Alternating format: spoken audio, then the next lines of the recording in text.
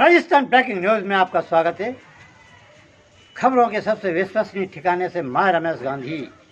सूबे के मुख्यमंत्री अशोक गहलोत ने आज लखीमपुर सखीपुरा पर एक बहुत बड़ा बयान दिया है और उन्होंने आज अपना ऑडियो वायरल करते हुए कहा है, बाद में जो कुछ भी हुआ वो देश के सामने है। 4 रंग को मरना किसे कहते हैं? कुछ 9 लोग मारे गए वहां पर। ये हृदय विधायक का जो दृश्य बना है और जिस रूप में पूरा देश देख रहा है, उसके बावजूद भी न उन्होंने इस्तीफा दिया, न प्रधानमंत्री मोदी जी ने इस्तीफा लेना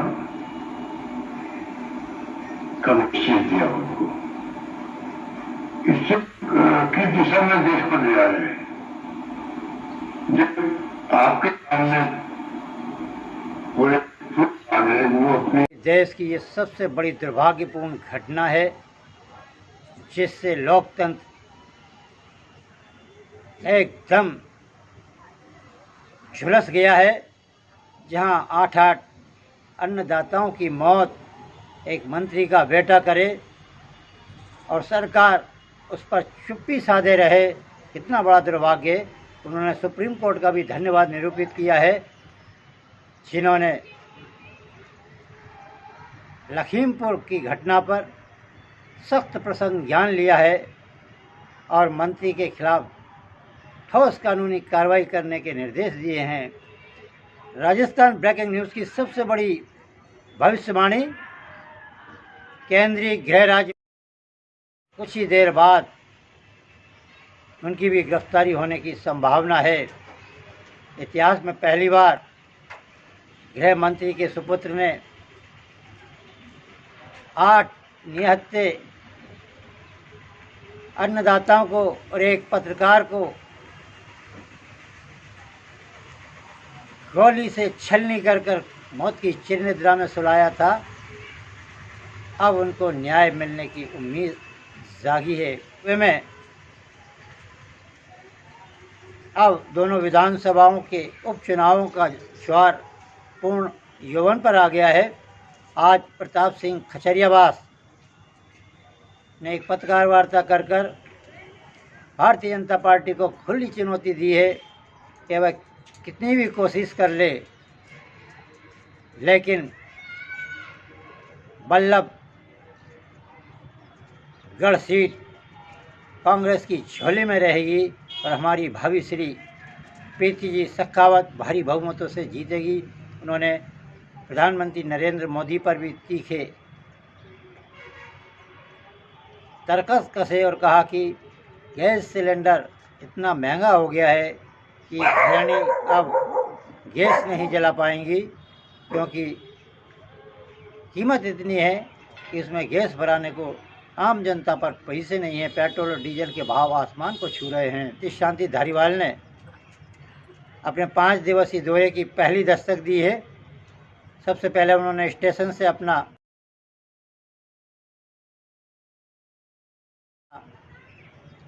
विकास यात्रा का रथ चलाया है, जहां धीमी गति के कामों को देखकर सबसे पहले उनका दिमाग खराब हो गया है और उन्होंने ठेकेदार को ज़बरदस्त लताड़ भी लगाई है और अधिकारियों को भी लताड़ लगाई है कि वह इतनी धीमी गति से काम करने वाले ठेकेदारों को ब्लैक लिस्टेड क्यों नहीं कर रहे, इन पर पेनल्टी क्यों नहीं लगा रहे। उन्होंने यूआईटी सचिव राजेश जोशी को सख्त निर्देश दिए हैं कि ठेकेदार पर पेनल्टी लगाई जाए और अगर नहीं मानता है तो ब्लैक लिस्टेड कर दिया जाए और ठेका निरस्त कर दिया जाए। विवेकानंद सर्किल पर जब 23 करोड़ की लागत के कामों का सर्वे कर रहे थे, कामों को देख रहे थे, प्रगति रिपोर्ट ले रहे थे, तभी व्यापार महासंघ के वरिष्ठ उपाध्यक्ष और महासचिव अशोक चांदना, महेश आहूजा ने, जो कि रात दिन उनको फ़ोन कर कछुए की चाल से चल रहे विवेकानंद सर्किल पर विकास के कार्यों की जानकारी दी। उन्होंने स्वयं ठेकेदार और व्यापारियों को आमने सामने करवाया। अशोक चांदना और महेश आहूजा ने कहा कि ठेकेदार की बहुत शिथिलता है। उसने मार्जिन वाले काम तो पहले कर लिए है और रोड 2 महीने से खोद कर पटक रखा है, ना तो डामर डाला जा रहा है। गिट्टी से लोग गिर रहे हैं और धूल इतनी उड़ती है कि व्यापारी बैठ नहीं पा रहा है। और लाखों की पुताई का जो काम मार्जिन का किया गया है वह भी धूल से ख़राब हो रहा है। वहीं मार्बल भी निम्न क्वालिटी का लगाया गया है।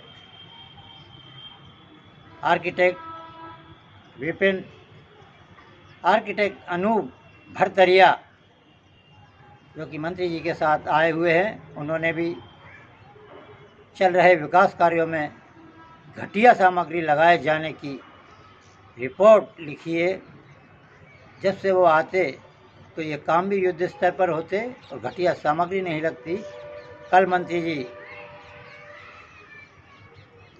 अपने कार्यकर्ताओं के गिरते हुए ग्राफ को मनाने के लिए कार्यकर्ताओं की मीटिंग अपने आवास पर लेंगे, क्योंकि अधिकांश कार्यकर्ताओं के काम नहीं होने के कारण बहुत खिन्न दिखाई दे रहे हैं और उन्होंने कांग्रेस के कार्यक्रमों में जाना ही बंद कर दिया है।